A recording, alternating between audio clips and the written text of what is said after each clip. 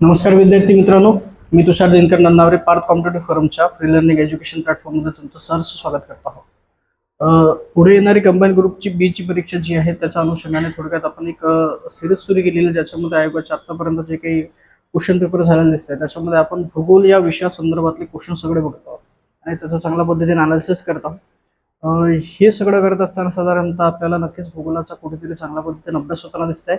एक question pattern कशा पद्धतीने असू शकतो किंवा मग नेमकं क्वेश्चन कशा पद्धतीने येऊ शकतात हे चांगल्या पद्धतीने आपल्याला इथं डेव्हलप होत आहे. नेमकं लॉजिक आणि अप्रोच सुद्धा याच्यामध्ये क्वेश्चन सॉल्व्ह करण्याचा डेव्हलप होत आहे नेमका, आणि हे क्वेश्चन कशा पद्धतीने आपण टॅकल करू शकतो हे सुद्धा आपल्या या ठिकाणी चांगल्या पद्धतीने होत आहे नेमकं. ठीक आहे, ह्या सगळ्या गोष्टीतून क्वेश्चन अनालिसिस मधून एक असा हा पूर्ण असा फायदा आपल्याला याच्यामध्ये होताना दिसतोय नेमका. ठीक आहे, आतापर्यंत साधारणतः जर पाहायचं म्हटलं तर 2017, 2018, 2019, 2020, 2021 आणि 2022 पर्यंतचे आपण क्वेश्चन पेपर अनालिसिस केलेले आहे. ठीक आहे, जे काही मी आतापर्यंत बोललो 2022 पर्यंत साधारणतः जर पाहायचं म्हटलं तर आपल्याला दिसत आहे की कंबाईन ग्रुप बी प्रीच्या एक्झाम मध्ये साधारणतः भूगोल या विषयासंदर्भात आपल्याला 15 क्वेश्चन येताना दिसत होते मित्रांनो आतापर्यंत. पण 2023 पासून हा पॅटर्न कुठेतरी चेंज झालेला होता. हा पॅटर्न चेंज झाल्यासोबतच आपल्याला पुन्हा एक याच्यामध्ये पुन्हा हे सुद्धा दिसतंय की जी कंबाईन ग्रुप बी ची आणि ग्रुप सी ची एक्झाम ही अगोदर वेगवेगळी होत होती, ती सुद्धा 2023 मध्ये ही एकत्र व्हायला लागली, आणि एकत्र होण्यापासूनच पुन्हा आपल्याला याच्यामध्ये जो काही क्वेश्चन पॅटर्न होता म्हणजे भूगोल या विषयासंदर्भात साधारणतः 15 क्वेश्चन येत होते, तर याच्यामध्ये साधारणतः आपल्याला 10 क्वेश्चन येताना दिसत आहे. ठीक आहे, हे 2023 पासून कुठेतरी चेंज झालं जे आतापर्यंत आपल्याला लागू आहे नेमकं. ठीक आहे, तर मग याच्यामध्ये जे काही 10 क्वेश्चन येत आहे आता सध्या, तर हे 10 क्वेश्चन नेमके कोणते होते आणि त्याचं अनालिसिस नेमकं काय असू शकते हे आपण बघणार आहोत. याच्यामध्ये काय बोलले लक्षात घ्या, पहिला क्वेश्चन बोलतो. पहिला क्वेश्चन काय बोललेले, हे भारतात धवल क्रांतीला सुरुवात रिकामी जागा सालापासून करण्यात आली असं बोललेलं. ठीक आहे की नाही. आता हा जो क्वेश्चन दिसतोय कशाबद्दलचा नेमका, की भारतामध्ये वेगवेगळ्या क्रांती झालेल्या दिसतात आपल्याला. ठीक आहे, जे कृषी उत्पादनाच्या संदर्भातले आहे. ठीक आहे, जशी ही धवल क्रांती दिसते आपल्याला मित्रांनो, ती दिसते कशाच्या संदर्भात, तर ती दिसते आपल्याला ती दूध उत्पादनाच्या संदर्भात दिसते. ठीक आहे, भारताला आपल्या कुठेतरी दूध उत्पादनामध्ये कुठेतरी एक अग्रेसर स्थान असं कुठेतरी प्राप्त झालं पाहिजे, आणि दूध उत्पादनाच्या बाबतीत जे आपल्याला मुख्य अन्न सुद्धा आपण म्हणून ओळखतो आपण त्याला, याच्यामध्ये सगळ्या गोष्टी कुठेतरी एक चांगल्या असल्या पाहिजे असं साधारणतः आपल्याला दिसतंय. आणि त्याच्यामध्ये साधारणतः जर पाहायचं म्हटलं तर ही आपल्याला धवल क्रांती ही सुरू करण्यात आलेली दिसते. ठीक आहे, याच धवल क्रांतीला आपण ऑपरेशन फ्लड म्हणून सुद्धा ओळखले जाते नेमकं. ठीक आहे, हे जे ऑपरेशन फ्लड आहे नेमकं साधारणतः लक्षात घ्या, याचे जनक जर पाहायचं म्हटलं तर जनक दिसतंय मित्रांनो आपल्याला दिसतंय कोण, तर डॉक्टर व्हर्गीस कुरन दिसतंय. डॉक्टर व्हर्गीस कुरन हे आपल्याला जनक दिसतंय. कशाचे तर लक्षात घ्या, ते दिसतंय आपल्याला धवल क्रांतीचे म्हणजेच ऑपरेशन फ्लडचे जनक दिसते. यांच्या संपूर्ण मार्गदर्शनाखाली आणि यांच्या प्लॅनिंग नुसार साधारणतः ही धवल क्रांती सुरुवात झालेली दिसते, आणि त्याच्यामुळे साधारणतः दिसत आहे की भारत हा जगामधला अग्रेसर म्हणजे पहिल्या क्रमांकाचा आपल्याला दूध उत्पादक देश दिसतो नेमका. ठीक आहे, दूध उत्पादक देश दिसतं पहिल्या क्रमांकाचा. मग साधारणतः दिसतं आपल्याला काय, तर 1998 साली लक्षात घ्या, भारताने अमेरिकेला मागे टाकले आणि पहिल्या क्रमांकाचा देश म्हणून आपल्याला भारत हा ओळखला जाताना दिसतो. कधीपासून तर 1998 पासून. आणि इथे जे वर्गीस करून दिसतं आपल्याला, यांना मिल्क मॅन म्हणून सुद्धा ओळखले जाते मित्रांनो. ठीक आहे, हे सुद्धा फॅक्ट आपल्याला तेवढं महत्वाचं. जर कदाचित विचारलं गेलं आताच नुकतेच जर पाहायचं म्हटलं की वर्गीस कुरियन यांची डेथ झालेली दिसते आपल्याला, त्यांना वेगवेगळे त्यांनी कृषी क्षेत्रामध्ये भरपूर सारे काम केलेले दिसतं. ठीक आहे, एक हा जर फॅक्ट जर कदाचित आपल्याला परीक्षेमध्ये आला आणि विचारला गेला तर हे आपल्याला उत्तर आलं पाहिजे. ठीक आहे, अशी पद्धतीने साधारणतः दिसतं आपल्याला काय, तर धवल क्रांती ही कधी सुरू करण्यात आली, तर ती 1971 मध्ये सुरू करण्यात आलेली होती मित्रांनो. ठीक आहे, वर्गीस कुरियन यांनी भारतामध्ये हरित क्रांतीची सुद्धा सुरुवात केलेली दिसते. ठीक आहे, हे सगळं अशी माहिती दिसते आपल्याला कशाबद्दल दिसते, तर ते वर्गीस कुरियन यांच्याबद्दल दिसते मित्रांनो. ठीक आहे, भारतामध्ये हरित क्रांतीची सुरुवात देखील कोणी केलेली दिसते, तर वर्गीस कुरियन यांनी केलेली दिसते. ठीक आहे, हे सगळे आपल्याला फॅक्ट सगळे महत्वाचे. ठीक आहे, पुढचा प्रश्न बघू आपण, जो दुसरा प्रश्न असणार आहे. दुसऱ्या प्रश्नामध्ये साधारणतः आपल्याला काय दिसतं लक्षात घ्या, महाराष्ट्राच्या दख्खन पठारावर बनलेले. ठीक आहे, ग्रामीण भागामध्ये घरे बांधण्यासाठी स्थानिक दगडाचा वापर केला जातो असं बोललेलं. ठीक आहे, एक बेसिक गोष्ट सांगतो आपल्याला, एकदम इझी क्वेश्चन आहे. आपल्याला कुठेतरी याच्यामध्ये जरा कन्फ्युजन वगैरे तयार होऊ शकते की नाही, आपल्याला एक्झॅक्ट माहित नाही तर कसं काय नेमकं. ठीक आहे, एक थोडक्यात जर पाहायचं म्हटलं तर अप्लाइड बेसवरचा क्वेश्चन आहे नेमका हा. ठीक आहे, आता अप्लाइड बेसवरचा क्वेश्चन आहे, याच्यामध्ये काय बोलतो मी लक्षात घ्या, इझी क्वेश्चन काय बोललेले बघा, काय बोलताय, महाराष्ट्र पठारावर बोललेले. आता माहित आहे आपल्याला की महाराष्ट्र पठार जे आहे ते कशा कोणत्या खडकापासून बनलेले मित्रांनो, तर ते माहित आपल्याला ज्वालामुखीच्या क्रियेतून तयार झालेला महाराष्ट्र पठार, इथपर्यंत काही अडचण नाही. आणि ज्वालामुखीच्या क्रियेतून तयार झाला तर ज्वालामुखीचा जो उद्रेक झाला होता याच्यावर जो काही लावा पसरलेला होता तो बेसिक लावा होता. आणि लावाच्या घनीभवनातून जो काही खडक तयार झालेला दिसतोय आपल्याला, कोणता खडक तयार झालेला दिसतोय इथं या ठिकाणी, तर तो बेसिक बेसॉल्ट खडक तयार झालेला दिसतोय आपल्याला. कोणता खडक तयार झालेला दिसतोय, तो बेसिक बेसॉल्ट, पण आपण बेसॉल्ट बोलतो. ठीक आहे, आता हा बेसॉल्ट खडक आपल्याला हा महाराष्ट्र पठाराच्या विस्तीर्ण भागावर तयार झालेला दिसतोय. ठीक आहे, आणि काय बोललेले, या दख्खनच्या पठारावर, ठीक आहे, दख्खनचं पठार म्हणजे महाराष्ट्र पठार सुद्धा बोलतो आपण. ठीक आहे, महाराष्ट्रातली गोष्ट आहे. ठीक आहे ना, आता काय बोलता लक्षात घ्या, ग्रामीण भागामध्ये घर बांधण्यासाठी स्थानिक दगड बोललेले, काय बोलताय, हे स्थानिक दगड. ठीक आहे ना, आता मग माहिती आहे आपल्याला की महाराष्ट्र पठार आहे आणि महाराष्ट्र पठारावर जनरली काय बोलता लक्षात घ्या, या गोष्टी सुरू आहे सगळ्या. ठीक आहे ना, महाराष्ट्र पठारावर लावाच्या घनीभवनातून तयार झालेला दगड दिसतो आपल्याला, कोणता, बेसिक बेसॉल्ट. ठीक आहे ना, बेसॉल्ट खडक दिसतोय आपल्याला, कोणता खडक दिसतोय, तो आपल्याला बेसॉल्ट खडक दिसतोय मित्रांनो. ठीक आहे, आणि याच भागात स्थानिक दगडाचा वापर, स्थानिक दगड वापर केलेला दिसतं घर बांधण्यासाठी. स्थानिक दगड कोणता नेमका, हाच आहे ना नेमका. ठीक आहे, उत्तर काय येणार मग आपल्याला, हेच येत आहे. ठीक आहे, पर्याय क्रमांक 4 हे उत्तर येताना दिसत आहे. ठीक आहे ना, येत आहे लक्षात याची मी काय बोललो ते. ठीक आहे, पण पण आता बाकीच्या जे ऑप्शन आहे त्याच्याबद्दल पुन्हा एकदा बघू आपण. या ठिकाणी दिलेलं आपल्याला काय दिसतंय, तर जांभा खडक बोललेले, म्हणजे जांभा दगड बोललेले.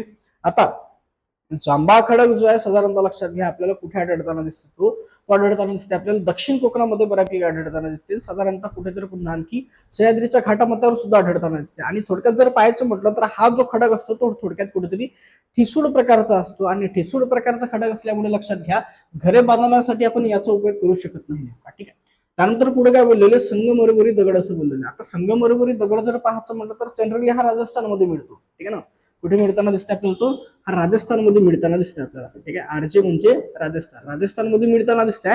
आणि थोडक्यात जर पाहायचं म्हटलं तर हा जो खडक दिसतोय संगमरवरी, हा एक रूपांतरित खडकाचा प्रकार दिसतोय आपल्याला. ठीक आहे, आता रूपांतरित खडकाचा प्रकार आहे, सोबत जर पाहायचं म्हटलं तर पुन्हा हा कुठेतरी आणखी कॉस्टली दिसतोय आपल्याला. ठीक आहे, कॉस्टली दिसतंय, एक सुशोभित असं ऑर्नामेंटल टाईप आपल्याला हा खडक दिसतोय संगमरवरी.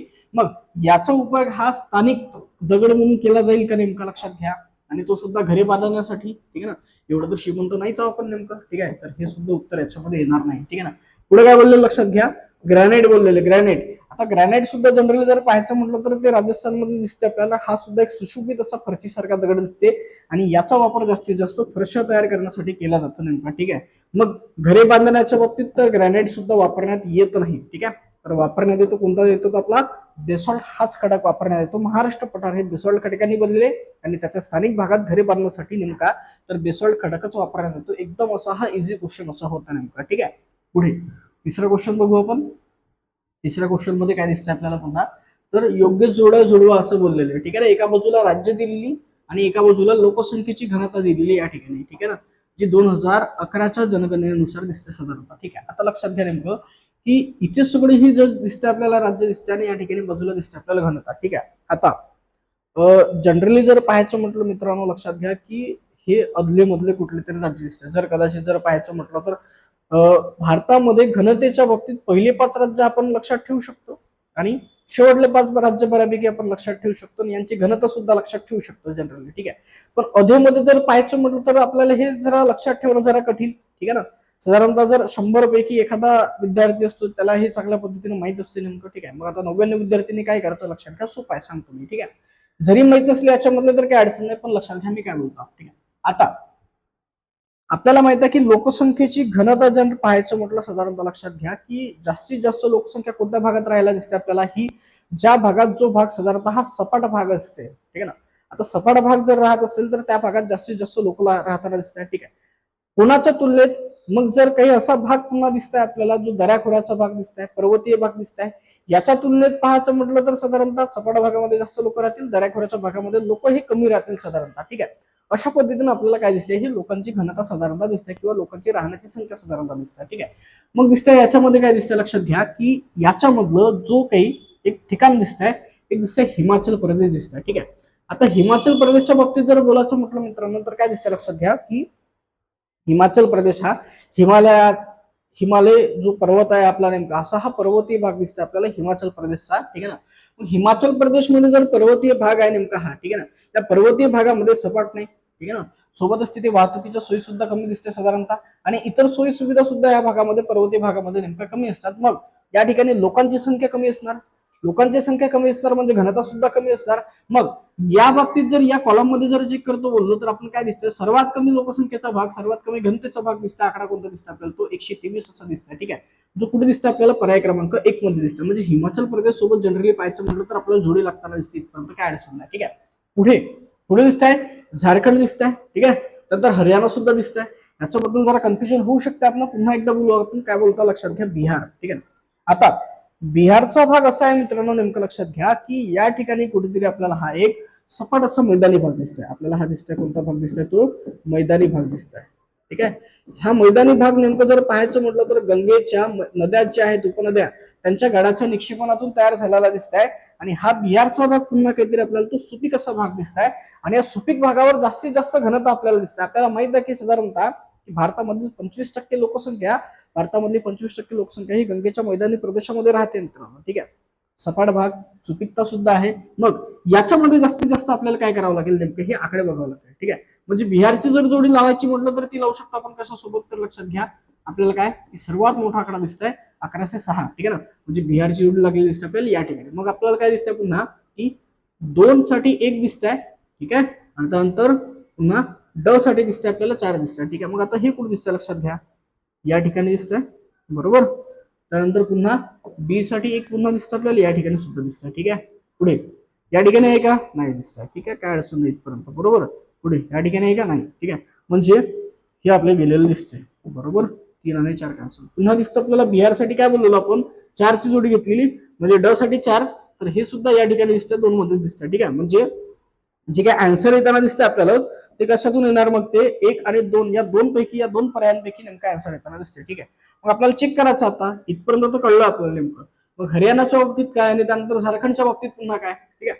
आता एक पुन्हा गोष्ट दिसते, लक्षात घ्या आपल्याला दिसतं काय राहिलेलं, 414 आणि पुन्हा राहिलेलं दिसतं आपल्याला 573 इतकं राहिलेलं दिसतं हे दोन, ठीक आहे. पुन्हा हरियाणाचा आणि झारखंडचा भाग दिसतोय. पुन्हा लक्षात घ्या की हरियाणाच्या भागामध्ये जनरली जर पाहायचं म्हटलं तर हरियाणाचा भाग, पुन्हा आपल्याला एक गोष्ट दिसते याच्यामध्ये, हरियाणाच्या भागामध्ये हा सुद्धा भाग साधारणतः दिसते आपल्याला रावी आणि सतलज या नद्यांच्या, रावी आणि सतलज, सॉरी, बियास आणि सतलज या नद्यांच्या गडाच्या निक्षेपणातून तयार झालेला पुन्हा भाग दिसतोय नेमका, ठीक आहे. आता याच्यामध्ये पुन्हा काय दिसतंय, लक्षात घ्या झारखंडपेक्षा जास्तच घनता असेल पुन्हा हरियाणामध्ये, ठीक आहे.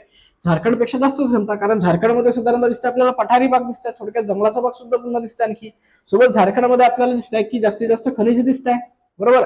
मग या भागामध्ये लोकसंख्या कमीच असणार कोणापेक्षा, तर मग ते असणार हरियाणापेक्षा. हरियाणाचा भाग सपाट मैदानी भाग, सुपीक असा गाळाच्या मृदेचा भाग दिसतंय. तर मग 414 आणि 573 मध्ये मोठं कोण दिसतंय आपल्याला, तर दिसतंय ते 573 दिसतंय. मग दिसतंय 573 कोणासाठी असणार, तर ते हरियाणासाठी. मग राहिलेलं दिसतं झारखंडसाठी किती, तर मग 414 असणार, ठीक आहे ना. मग ही जोडी पुन्हा आपल्याला लावायची आता, ठीक आहे.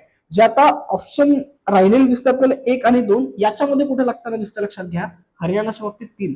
मग हे कुठे दिसतं आपल्याला, हरियाणाच्या बाबतीत 3 म्हणजे 1 साठी 3 इथे, म्हणजे पर्याय क्रमांक 2 मध्ये. तर 1 सुद्धा काय होणार आपल्याला इथे एलिमिनेट होणार. इथे निघालेलं आपलं उत्तर हे निघालेलं पर्याय क्रमांक 2.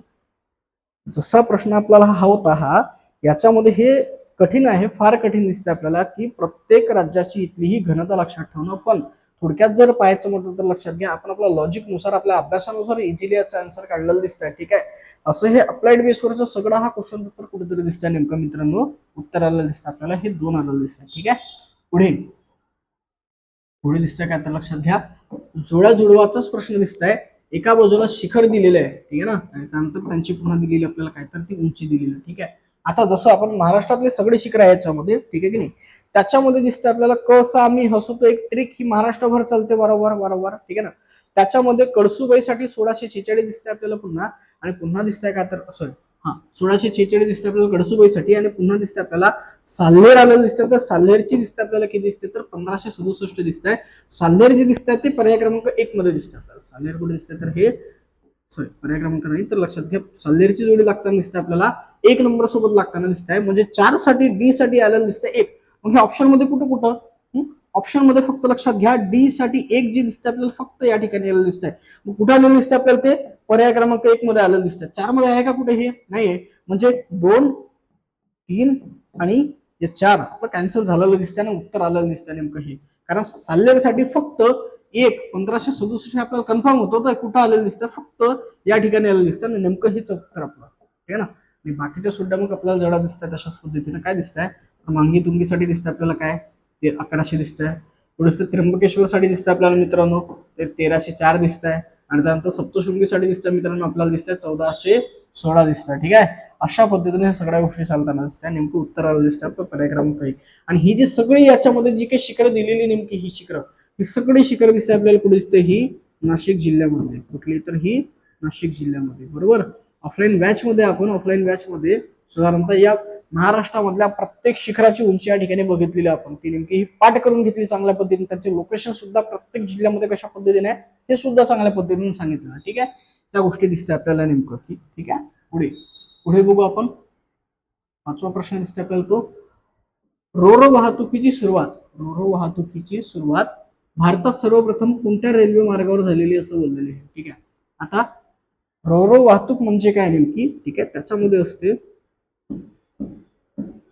रोल ऑन आणि त्यानंतर असते पुन्हा काय तर मग रोल ऑफ असते, ठीक आहे. याच्यावरून रो आणि रो याच्यावरून हे घेतलेलं दिसतं, ठीक आहे. आता होते काय नेमकं लक्षात घ्या साधारणतः, की बऱ्यापैकी जी काही वाहतूक आपण करतो या वाहतुकीमध्ये होते काय लक्षात घ्या, की बऱ्याचदा जे काही ट्रक्स वगैरे असतील, ट्रॅक्टर्स वगैरे असतील, इतर कोणत्या काही मालवाहू गाड्या असतील किंवा कार्स वगैरे असतील, ठीक आहे ना. या सगळ्या गाड्या साधारणतः जर पाहायचं म्हटलं तर लक्षात घ्या काय होते, की एखादा ट्रेनमध्ये असेल किंवा मग जहाजामध्ये असेल ते कुठेतरी लोड केल्या जाते आणि त्या जहाजामधून किंवा ट्रेनमधून साधारणतः ते मग दुसऱ्या ठिकाणी त्यांना पोहोचवले जाते नेमकं, ठीक आहे. अशाच पद्धतीने साधारण जर पाहायचं म्हटलं तर एकूण साधारणतः 1998 मध्ये, ठीक आहे, 1998 मध्ये आपल्या महाराष्ट्रामध्ये याची सुरुवात केली गेलेली होती. तर ती केली गेली होती कोकण रेल्वेच्या दरम्यान केलेली होती, ठीक आहे. आता कोकण रेल्वेच्या भागामध्ये ही सुरुवात जी केली होती नेमकं ती केलेली होती दिसतं आपल्याला, ती नेमकं की ते दिसत आहे एक कोलाड नावाचं ठिकाण आहे. महाराष्ट्रामधील कोलाड नावाचं ठिकाण दिसतंय, कुठलं तर हे महाराष्ट्रामध्ये रायगड जिल्ह्यामध्ये दिसतंय, ठीक आहे. त्यानंतर पुन्हा दिसतं आपल्याला कोणतं दिसतंय तर ते सुरतकल नावाचं ठिकाण दिसतंय. हे कुठे दिसतंय तर ते दिसतं आपल्याला ते कर्नाटकच्या दरम्यान दिसतंय. कोलाड ते सुरतकलच्या दरम्यान साधारणतः लक्षात घ्या सर्वप्रथम कोकण रेल्वे मार्गाने रोरो वाहतुकीची सुरुवात साधारणतः करताना दिसते आपल्याला, ठीक आहे. जी रोरो वाहतूक कुठेतरी इंधन बचतीच्या बाबतीत जर पाहायचं म्हटलं तर एकदम फायद्याची दिसते आपल्याला पुन्हा आणखी, ठीक आहे. त्यानंतर जे काही ड्रायव्हर्स लोक असतील पुन्हा त्यांना आरामदायक आहे पुन्हा आणखी. त्यानंतर पुन्हा साधारणतः जो काही आपला माल जो आहे तो माल एकदम सुरक्षितरित्या साधारणतः जो एका डेस्टिनेशन पर्यंत पोहोचवण्यासाठी सुद्धा आपल्याला ही रोरो वाहतूक ही फायद्याची ठरते मित्रांनो, ठीक आहे. जे रोल ऑन आणि त्यानंतर रोल ऑन म्हणजे काय तर लक्षात घ्या, जी काही ट्रक वगैरे असते जो ट्रान्सपोर्ट जो करतो आपण त्याच्यामध्ये ट्रकमध्ये माल भरलेला असतो तो साधारणतः ट्रेनवर चढवणे किंवा जहाजावर चढवणे म्हणजे रोल ऑन, आणि त्यानंतर तो खाली उतरवणे म्हणजे त्याला बोलतो आपण रोल ऑफ असं बोलतो नेमकं, लक्षात घ्या. डेस्टिनेशनवर पोहोचल्यानंतर अशा पद्धतीने साधारणतः ही चालताना दिसतं आपल्याला, ठीक आहे. त्याचं उत्तर दिसतं आपल्याला कोकण रेल्वे मार्ग दिसतं, ठीक आहे. पुढे बघू 6वा प्रश्न. 6व्या प्रश्नाबद्दल काय बोललेले, योग्य जोड्या जुळवा असं बोलतंय. एका बाजूला राज्य दिली दुसऱ्या बाजूला पर्यटन स्थळ सुद्धा दिलेली आहे, ठीक आहे. त्याच्यामध्ये काय बोलतं लक्षात घ्या, जम्मू काश्मीर हे जम्मू काश्मीर मधलं पर्यटन स्थळ कोणतं दिसतं याच्यामध्ये आपल्याला दिसतं ते अवंतीपूर, ठीक आहे ना, अचली गुंफा. त्यानंतर हिमाचल प्रदेश मधलं दिसतं आपल्याला कोणतं दिसतंय तर ते त्रिलोकनाथ नैना देवी असं दिसतं, ठीक आहे. पुन्हा पंजाब मधलं दिसतं आपल्याला काय दिसतंय तर तरण दिसतंय, ठीक आहे ना. आणि पुढे हरियाणा मधलं दिसतं आपल्याला काय दिसतंय तर ते अंबाला हे दिसतंय, ठीक आहे. आता अशा पद्धतीने जोड्या लागताना दिसतंय म्हणजे काय तर काय, पहिल्यांदा येताना दिसतंय आपल्याला 3 येताना दिसतंय, नंतर पुढे येताना दिसतं आपल्याला 4, त्यानंतर येताना दिसतं आपल्याला पुन्हा 1 आणि पुन्हा येताना दिसतं 2. 3 4 1 2 हे कुठे दिसतं आपल्याला मग 3 4 1 2, हा तर हे दिसतं आपल्याला कुठे दिसतं तर लक्षात घ्या पर्याय क्रमांक 2 मध्ये दिसतं आपल्याला 3 4 आणि 1 2 अशा पद्धतीनं उत्तर आलं दिसतं मित्रांनो आपल्याला पुढं, ठीक आहे. पुढचा प्रश्न बघू आपण. पुढचा प्रश्न 7वा प्रश्न आहे. याच्यामध्ये काय बोललेले, काय बोलता लक्षात घ्या, चॅम्पियन आणि सेट, ठीक आहे ना, चॅम्पियन आणि सेट दोन व्यक्ती दिसतात, ठीक आहे, बरोबर. यांच्या वर्गीकरणानुसार महाराष्ट्र राज्यात जंगलाचे किती प्रमुख प्रकार पडतात असा साधारणतः हा प्रश्न दिसतोय, ठीक आहे ना. याच्यामध्ये उत्तर दिसतं आपल्याला काय दिसतंय हे 6वं उत्तर दिसतं, सॉरी 6वं म्हणजे पर्याय क्रमांक 1 मध्ये असं उत्तर दिसतंय की याचे प्रकार पडताना दिसते आपल्याला हे 6 प्रकार पडताना दिसतात. मग याच्यामध्ये प्रकार कोणते कोणते दिसतात साधारणतः लक्षात घ्या. प्रकार सांगतो मी, लक्षात घ्या. पहिला जो प्रकार आहे त्याला बोलतो आपण पहिला प्रकार आहे तो उष्ण कटिबंधीय. उष्णकटिबंधीय सदाहरित वने. त्यानंतर दिसते आपल्याला दुसरा प्रकार, काय लक्षात घ्या, दुसरा प्रकार आहे त्याच्यामध्ये उष्णकटिबंधीय आर्द्र पानझडी वने. पुढे तिसरा आहे उष्णकटिबंधीय शुष्क पानझडी वने. त्यानंतर पुन्हा दिसते आपल्याला उष्णकटिबंधीय काटेरी वने. पुन्हा दिसतं आपल्याला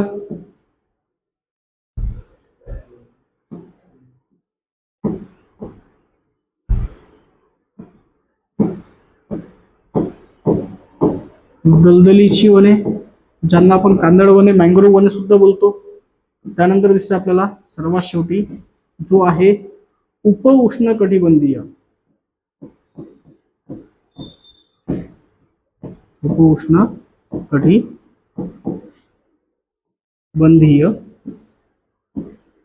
सदा हरित वने. ठीक आहे, असं साधारणतः लक्षात घ्या. अशी एकूण 6 प्रकार पडताना दिसत आहेत चॅम्पियन आणि सेट यांच्यानुसार महाराष्ट्राच्या जंगलाचे. ठीक आहे ना, जे आपण पाहिलेले आतापर्यंत. हे जनरली साधारणतः लक्षात ठेवणं गरजेचं ठरतं आपल्याला.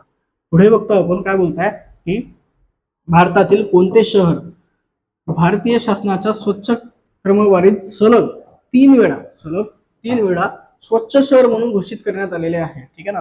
असं शहर जनरली जर पाहायचं म्हटलं लक्षात घ्या, ते दिसते आपल्याला, फक्त दिसते कोणतं दिसते ते इंदोर दिसते. कोणतं दिसते ते इंदोर दिसतं मध्य प्रदेश मधला. ठीक आहे, तो दिसतं आपल्याला. साधारणतः जर पाहायचं म्हटलं तर लक्षात घ्या 2019 असेल, 2020 आणि 2021 या 3ही वर्षामध्ये स्वच्छ शहर मधून भारतातला सर्वात स्वच्छ शहर मधून साधारणतः लक्षात घ्या इंदोर हे शहर आपल्याला दिसतंय नेमकं. ठीक आहे ना. तेव्हाचा साधारणतः लक्षात घ्या की काय दिसतंय आपल्याला, तो करंटचा आणि सर्वात महत्वाचा एक जो चर्चेचा भाग होता त्या काळामधला तो दिसतंय आपल्याला, हे शहर दिसतंय इंदोर शहर. ठीक आहे ना. आणि हे सगळा क्वेश्चन त्याच्यामध्ये पुन्हा स्वच्छ क्रमवारी सलग 3दा जे दिसतंय आपल्याला ते इंदोर आलेलं दिसतंय. ठीक आहे ना. हे तेवढं गरजेचं आपल्याला. पुढचा बघू आपण. पुढचा दिसतंय क्वेश्चन कशासाठी तर जोडा लावासाठी दिसतंय. याच्यामध्ये काय बोलतं लक्षात घ्या, एका बाजूला महाराष्ट्रातले औष्णिक वीज केंद्र दिलेले आहे आणि पुन्हा जिल्हा सुद्धा दिलेला आहे. ठीक आहे. आता कोराडी हे जे औष्णिक वीज केंद्र दिसतं आपल्याला ते कुठे दिसतंय तर ते दिसतं आपल्याला ते नागपूरमध्ये दिसतंय. ठीक आहे. त्यानंतर पुन्हा दिसतंय आपल्याला पारस दिसतंय, तर पारस दिसतं आपल्याला कुठे दिसतंय ते अकोल्यामध्ये दिसतंय. त्यानंतर दिसतं आपल्याला उरण, तर उरण हे दिसतं आपल्याला ठाण्यामध्ये. आणि फेकरी कुठे आहे तर ते जळगावमध्ये दिसतंय मित्रांनो. अशा पद्धतीने आपल्याला दिसतंय इथे जोड्या लागलेल्या. आता मग हे जोड्या लागताना दिसतंय ए साठी दिसतंय आपल्याला काय दिसतंय तर 2, म्हणजे पहिल्यांदा 2 येणार. त्यानंतर बी साठी दिसतंय आपल्याला काय दिसतंय 4 दिसतंय, बरोबर. त्यानंतर दिसतंय आपल्याला 1 आणि त्यानंतर 3, म्हणजे 2, 4, 1 आणि 3 अशी साधारणतः जोडी लागताना दिसते. हे कुठे आहे मग ते, ठीक आहे. तर मग ते दिसतं आपल्याला कुठे 2, 4, 1 आणि 3 हे दिसतं पर्याय क्रमांक 4 मध्ये दिसतं आपल्याला, बरोबर. म्हणजे उत्तर आलेलं मिळतं आपल्याला ते पर्याय क्रमांक 4 आहे. ठीक आहे. आता 2023च्या क्वेश्चन पेपर मधला सर्वात शेवटला क्वेश्चन दिसतं आपल्याला, 10वा क्वेश्चन. याच्यामध्ये काय बोललेले, रायलसीमा पठाराचे स्थान रिकामी जागा येथे आहे असं बोललेले आहे. ठीक आहे ना. आता रायलसीमा पठार लक्षात घ्या. आता साधारणतः लक्षात घ्या, तेव्हा जनरली जर पाहायचं म्हटलं तर जेव्हा केव्हा आपण साऊथची मूवीज बघतो, साऊथच्या मूवीज मध्ये आपण बऱ्याचदा हा रायलसीमा हा असा शब्द ऐकलेला नेमका की नाही. आता बऱ्याचदा सर जनरली जर पाहायचं म्हटलं तर दिसतंय की अशा पद्धतीचा हा प्रश्न पहिल्यांदा आलेला होता आणि तेव्हाच कुठेतरी रायलसीमा पठार नेमकं काय हे कुठेतरी साधारणतः स्पर्धा परीक्षेच्या विद्यार्थ्यांना नेमकं कळलेलं होतं. आणि बऱ्याच विद्यार्थ्यांनी या प्रश्नाचं उत्तर जे आहे ते साऊथच्या मूवीवरूनच सोडवलं दिसतंय नेमकं. ठीक आहे. आता साऊथच्या मूवीवरून कसं सोडवलं तर काय दिसतं ऑप्शन मध्ये, काय दिसतं लक्षात घ्या, कर्नाटक पठाराच्या उत्तरेला बोललेलं. आता कर्नाटक पठाराच्या उत्तरेला जर कर्नाटक पठार अशा पद्धतीने दिसतं आपल्याला. ठीक आहे ना. इथे दिसतं आपल्याला कर्नाटक पठार. त्या कर्नाटक पठाराच्या उत्तरेकडे तर महाराष्ट्र पठार दिसतं आपल्याला. ठीक आहे ना. इकडे आपल्याला महाराष्ट्र पठार दिसते. तर महाराष्ट्र पठाराला रायलसीमा असं तर काही बोलत नाही आपण. रायलसीमा हे जो शब्द होता तो नेमका पिक्चर मध्ये आपण साऊथच्या मूवीज मध्ये बघितलेला. तर मग ते कुठेतरी साऊथ मध्ये असणार, आंध्र असणार, तेलंगणा असणार किंवा कुठेतरी असणार नेमका. ठीक आहे. आता इथं काय दिसतंय पुन्हा कर्नाटक पठाराच्या पश्चिमेला. तर कर्नाटक पठाराच्या पश्चिमेकडे जनरली जर पाहायचं म्हटलं तर इकडे दिसतं आपल्याला कोण दिसतंय मित्रांनो, तो दिसतं आपल्याला अरबी समुद्र दिसतंय. ठीक आहे. तर हे सुद्धा येणार नाही आपलं. ठीक आहे. पुढे दिसतं काय दिसतंय लक्षात घ्या, कर्नाटक पठाराच्या दक्षिणेला. आता कर्नाटक पठाराच्या दक्षिणेला पुन्हा काय दिसतंय आपल्याला, तिकडे काय असं तो कोणतं पठार नाही. मग तिकडे केरळ आहे कर्नाटक पठाराच्या दक्षिणेला, तो सुद्धा किनारी भागच नेमका. ठीक आहे. तामिळनाडू आहे तर तामिळनाडूचं पठार नाही नेमकं. ठीक आहे.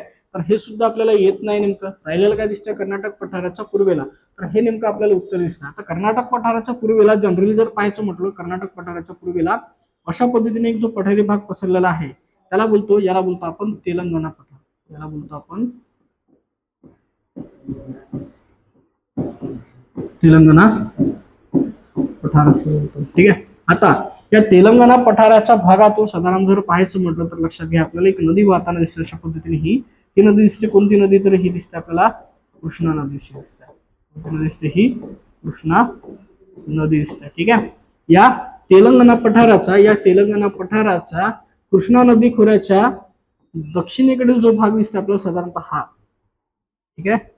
लक्षात घ्या, हा जो भाग दिसतोय मित्रांनो आपल्याला, हा दिसतोय भाग कृष्णा नदीच्या दक्षिणेकडील भाग दिसतो हा. या भागाला बोलतो आपण, याला बोलतो आपण रायलसीमा पठार असं बोलतो. याला बोलतो आपण रायलसीमा पठार. ठीक आहे. आणि या रायलसीमा पठाराचं पुन्हा आपल्याला एक त्याचं प्रवेशद्वार सुद्धा विचारलं जाऊ शकते. रायलसीमा पठाराचं प्रवेशद्वार काय आहे लक्षात घ्या, त्याचं प्रवेशद्वार सुद्धा विचारलं जाऊ शकते. प्रवेशद्वार पुढच्या काळामध्ये जर जनरली विचारलं गेलं रायलसीमा पठाराचं प्रवेशद्वार काय, तर ते दिसतं आपल्याला, काय दिसतंय, त्याला बोलतो आपण कर्नूल हे शहर. कर्नूल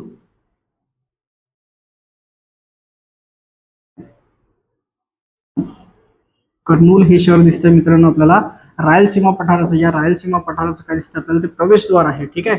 तर हे सगळे फॅक्ट्स आपल्याला दिसत आहे. हे फॅक्ट्स सगळे आपल्याला करणे गरजेचे आहे. बरोबर. हे सगळे फॅक्ट्स जर आपण चांगल्या पद्धतीने केले तर साधारणतः आपल्याला याच्यामध्ये नक्कीच फायदा होऊ शकतो. एक चांगल्या पद्धतीने आपलं लॉजिक बिल्ड होऊ शकते, अप्रोच बिल्ड होऊ शकते, जेणेकरून आपण चांगल्या पद्धतीने पेपर सॉल्व्ह करू शकतो. नेमकं जसं आपण काही क्वेश्चन बघितले होते मगा सुद्धा, एक हा सुद्धा आपल्याला कुठेतरी ट्रिकी आणि असं लॉजिक अप्लाइड बेसवरचा क्वेश्चन दिसतंय, जे या 2023च्या क्वेश्चन पेपर मध्ये भरपूर सारे ट्रिकी आणि लॉजिकल असे क्वेश्चन दिसलेले होते आपल्याला, जे कदाचित आपल्याला अभ्यास जरी नसलो तरी नॉलेज जर चांगल्या पद्धतीने असलं आपलं तर आपण इझिली सॉल्व्ह करू शकतो. असे सगळे क्वेश्चन पाहिलेले आपण नेमके. ठीक आहे. हे सगळं आपण सॉल्व्ह केलेलं दिसतं 2023चा क्वेश्चन पेपर. आता एक महत्वाची गोष्ट पुन्हा तुम्हाला सांगतो मी, लक्षात घ्या. पुन्हा काय बोलतो, एक मिनिट द्या.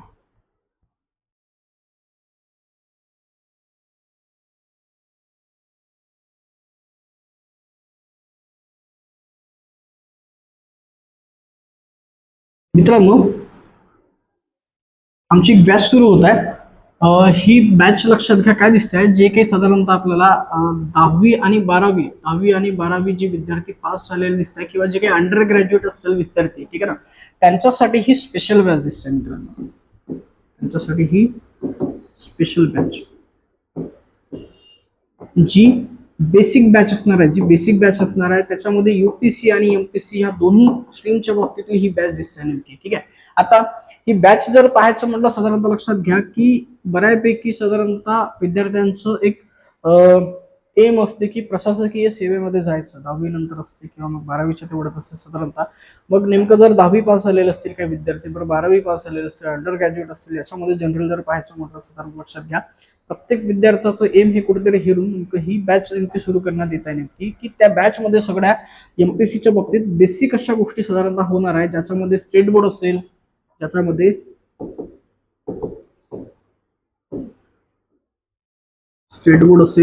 पुन्हा त्याच्यामध्ये सीईआरटी असेल. ठीक आहे ना. ह्या सगळ्या गोष्टी त्याच्यामध्ये इझिली घेण्यात येईल आणि त्यांच्या चांगल्या पद्धतीने शिकवण्यात येईल. अशी ही बॅच साधारणतः आपली सुरू होत आहे. कधीपासून, तर ती 23 मे पासून सुरू होत आहे. 23 मे पासून सुरू होत आहे नेमकं. लक्षात घ्या याचा टायमिंग दिसतं साधारणतः लक्षात घ्या, संध्याकाळी 6:15चा दिसतंय आपल्याला, संध्याकाळी 6:15चा टाइम दिसत आहे साधारणतः. याच्यामध्ये रजिस्ट्रेशन करणं गरजेचं. नेमका पत्ता लक्षात घ्या, पत्ता काय बोलतो मी, तर पार्थ कॉम्पिटेटिव्ह फोरम, दाते चौक, उमरसरा रोड, यवतमाळ. जर कदाचित तुम्ही यवतमाळ या शहरातील असाल किंवा यवतमाळ या जिल्ह्यातील असाल किंवा यवतमाळच्या आजूबाजूला तुमचं कोणतं गाव असेल कदाचित, ठीक आहे ना, जेणेकरून तुम्ही यवतमाळमध्ये शिफ्ट होत असाल किंवा मग तुम्हाला कदाचित अपडाऊन करता येतात, ह्या सुविधा तुमच्याकडे असेल तर नक्कीच तुम्ही ही बेसिक बॅच जॉईन करू शकता आणि तुमच्या अभ्यासामध्ये नेमकी तुमची भरच पडणार. आणि कुठंतरी जे काही तुमचं प्रशासकीय सेवा हे तुमचं एम आहे, प्रशासकीय सेवा हे तुमचं एम दिसत आहे, याच्यामध्ये नेमकं जर पाहायचं म्हटलं तर तुम्हाला कुठेतरी याची चांगल्या पद्धतीने मदत होईल नक्की. ठीक आहे, एवढं सगळं आपल्याला तेवढं गरजेचं. तोपर्यंत पुढं धन्यवाद मित्रांनो.